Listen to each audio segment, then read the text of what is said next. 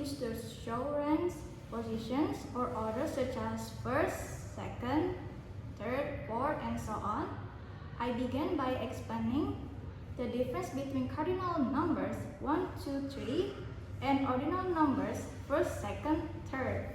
To help students understand the concept, I provide the first examples from writing down on the whiteboard in front of the class to make them understand the topic.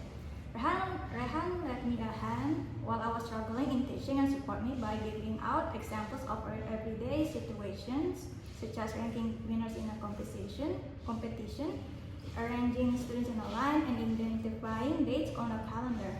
The students participate actively by answering questions and completing exercises that require them to identify and use ordinal numbers correctly.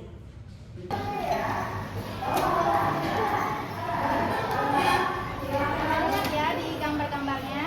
Lihat tuh ada nomor dari first, second, third. Itu adalah ordinal numbers atau bilangan nomor. Adalah yang digunakan untuk menunjukkan urutan posisi atau peringkat sesuatu.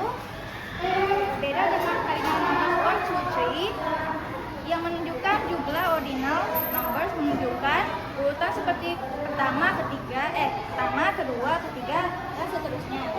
Jadi aku akan menuliskan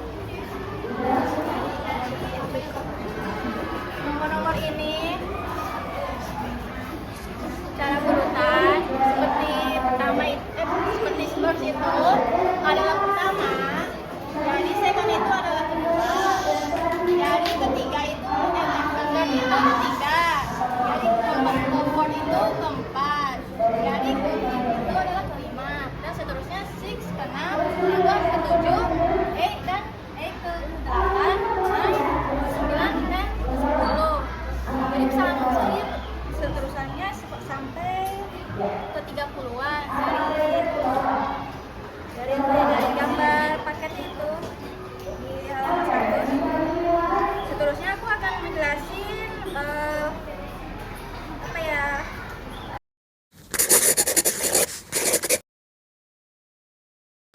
On the following day, the English teacher asked us to review the future tense with the student. Therefore, before starting the main lesson, we conduct a brief review of the future tense.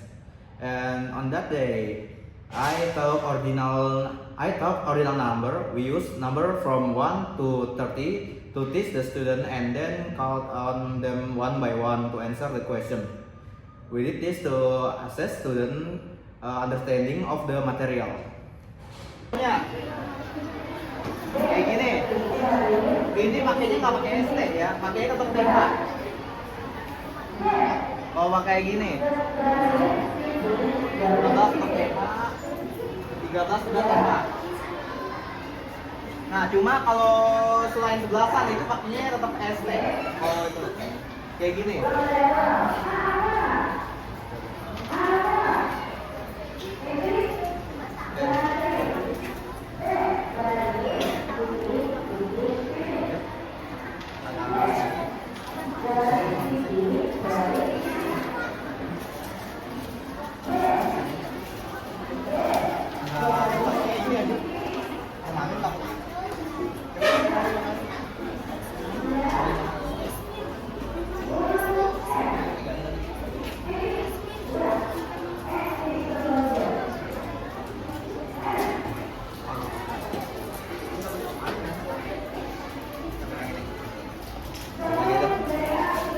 Jadi kalau angka 22 tetap kayak gini, ND 23 tetap RD ya.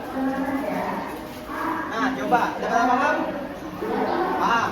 Coba, yes.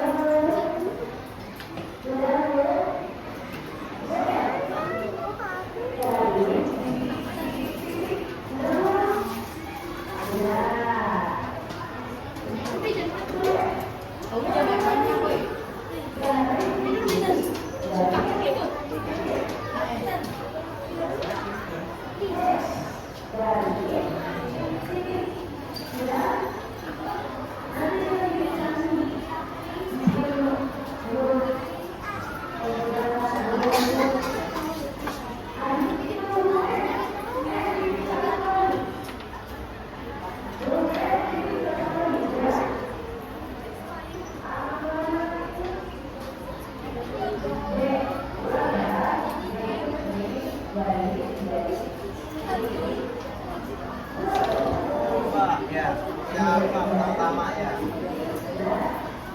Kamu, coba tulis yang paling atas, tandain. Coba, yang 12 ditandainnya apa? Yang nomor 12 pakai apa? Awas, gitu. TH. Oke. Siapa lagi? Coba kamu tunjuk siapa yang maju. Kamu tunjuk siapa yang maju.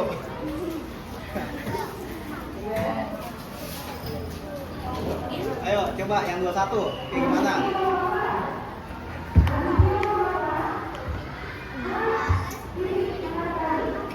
Oke, tunjuk teman kamu, kasih spidolnya.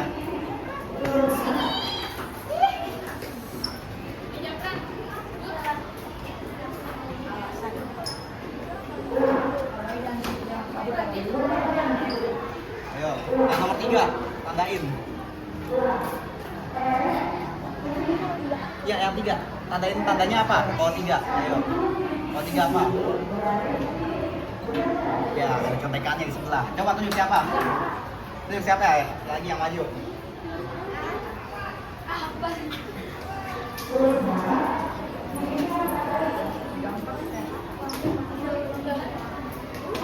Ya,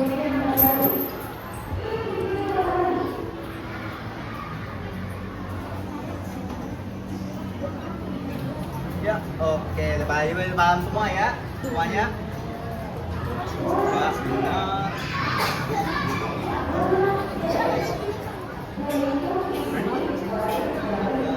Benar semua. Oke. Ya, kalau langsung lanjut ya materinya.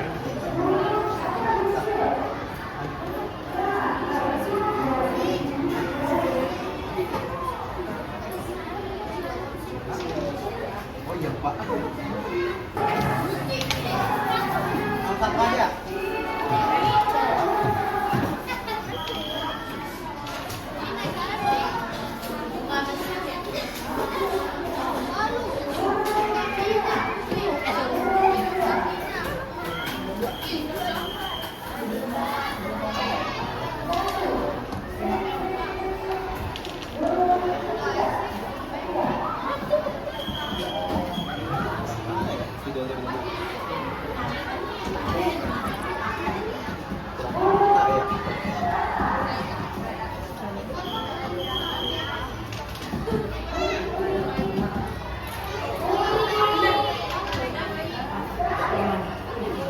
Oke, nomor 2 siapa ya?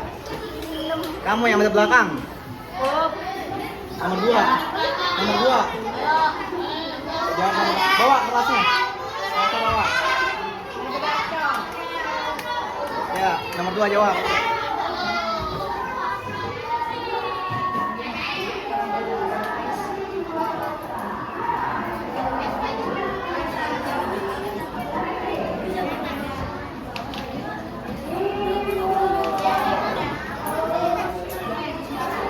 Ya. Ya. Siapa lagi nih? Itu yang kita YouTubein. Anda maju. Nomor 3, jawab.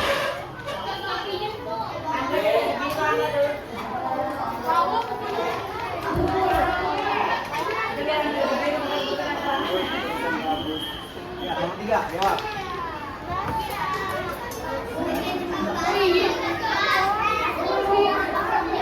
Ada. Lanjutin lagi ya. Kamu lagi yang periksa.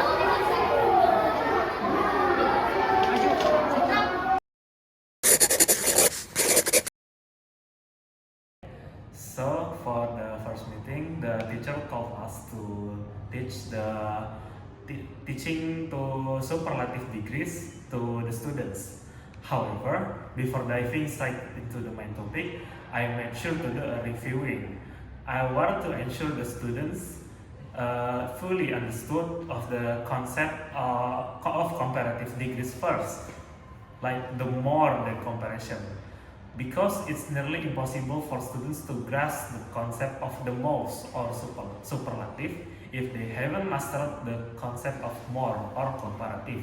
So this is all about building a solid foundation first before going to straight to the main topic. And then in my second time teaching, I wanted to teach the students about months name in English. I taught them to write and spell it correctly. And then to ensure the students remember the name of the month, I used a song to encourage all students to sing along, and also to make students always remember the name of the month by singing it.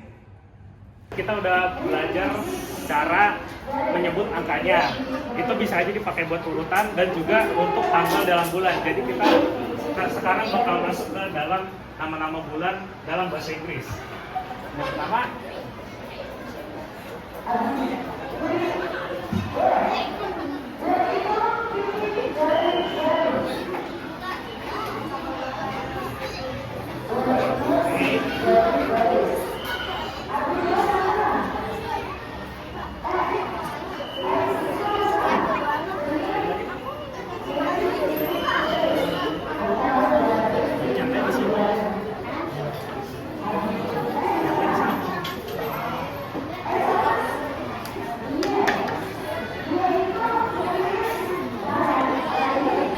baik.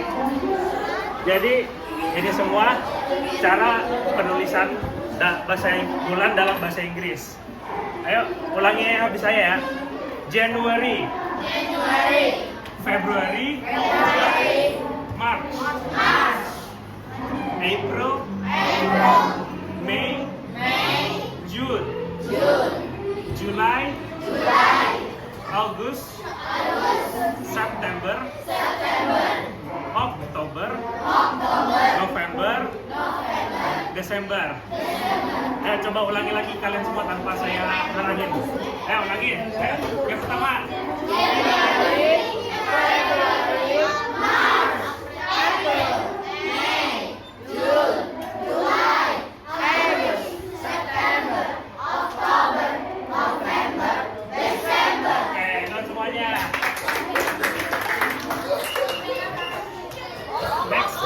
Biasanya kalau orang penulisan tanggal dan bulan dalam bahasa Inggris, kalau tadi tanggal udah tahu, jadi kita tulis aja langsung. Kayak mungkin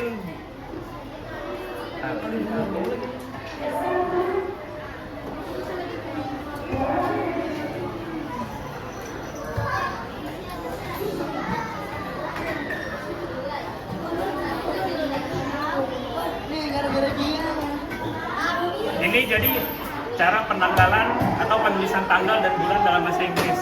Jadi 21st February sama kayak kita tanggalnya dulu baru bulannya. Ulangi. 21st February. Ulang. 21st February. Oke.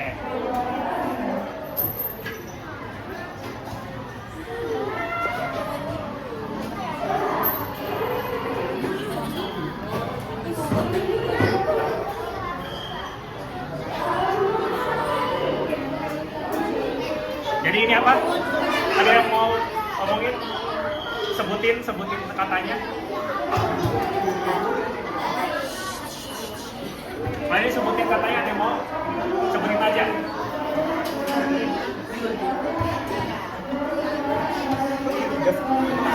Ya udahlah. Ya udah ya. Nggak ada. Paper.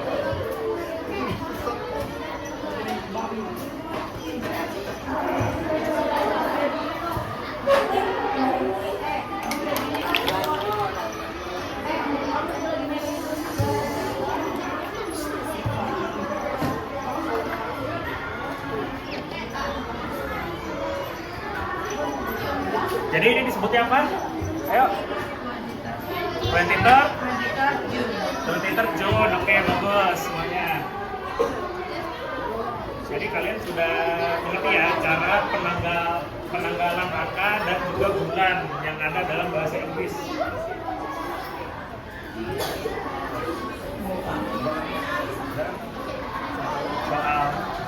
Baiklah. Yang coba buka halaman berikutnya. Ada soal itu bisa kalian isi sesuai yang ada ini.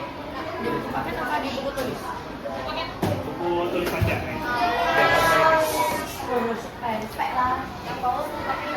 Kamu lihat ya.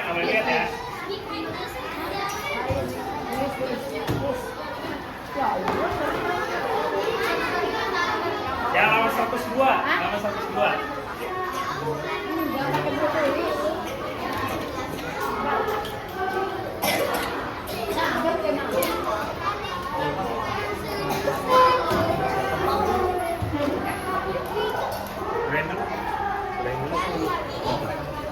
Yang materi kemarin ya, soal bulan-bulan, hari dan juga tanggal. Dari sini mesti apa kan nama-nama hari dalam bahasa Inggris? Saya sebutin dari hari Minggu. Dari hari Minggu ya, Sunday.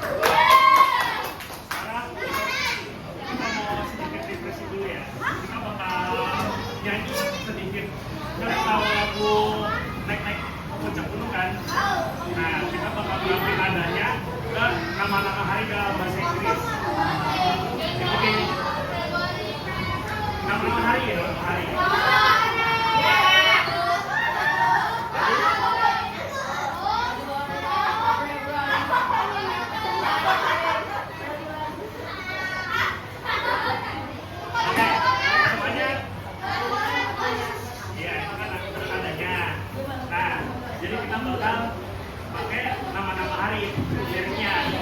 Ikutin kakak ya, ikutin ya, supaya halo. Ya, ikutin kakak ya. Sunday, Monday, Tuesday, Wednesday, Thursday, Friday, Saturday. Lagi, semuanya. Monday, Tuesday, Wednesday, Thursday, Friday, Saturday. Ayo, semuanya.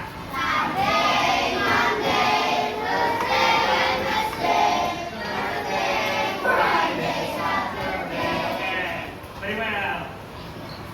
Sekarang nama-nama bulan. Kalian tahu kan ya? Nama-nama bulan pakai lagu makan apa? Makan apa tahu kan semuanya? Nah ya. Ya, jadi ikutin kakak ya. Mulai dari Januari. Ya, semuanya. Januari, Februari, March, April, May, July, August, September, October, November, December. Oke, lagi dong. Januari, Februari, March, April, May, July, August, September, October, November, December. Alright, thank you very much. Very well, very good.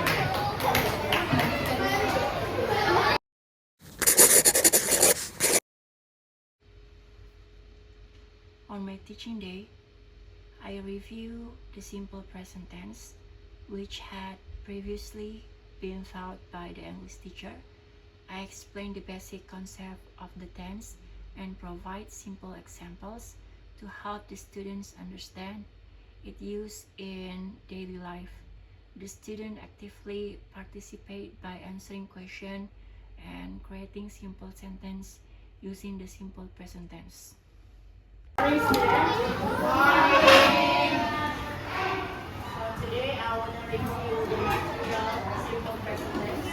Still remember about simple present tense? Pakai bahasa Indonesia. Pakai bahasa Indonesia. Simple present tense itu adalah kalimat yang biasanya kita lakukan dalam kegiatan sehari-hari. Simple present tense itu ada positif, ada negatif. Contoh positifnya itu adalah kegiatan yang berulang yang kita lakukan setiap hari. Contohnya kalian, they go to school. Itu positif karena kita lakukan setiap hari. Sedangkan negatifnya adalah hal yang tidak kita lakukan. Misalnya, you don't sleep. Oke? Jadi, simpelnya ada yang positif yang biasa kita lakukan, ada yang negatif hal yang tidak kita lakukan. Oke. Alright. Wait.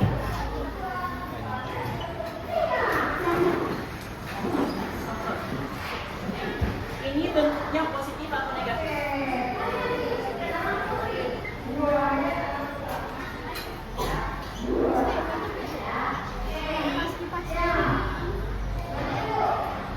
Das.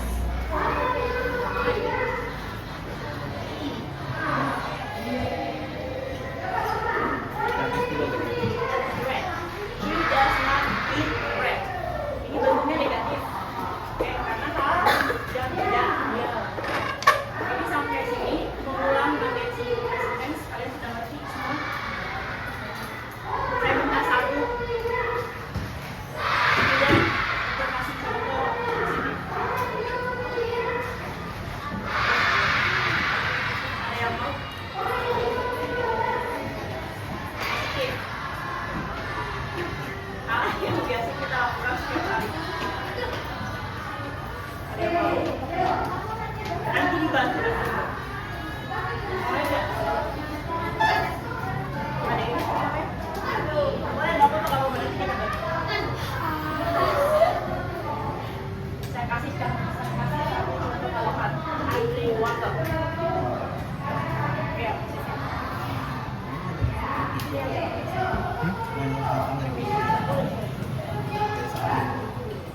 Yang bisa. Ya coba ini. Pause dulu.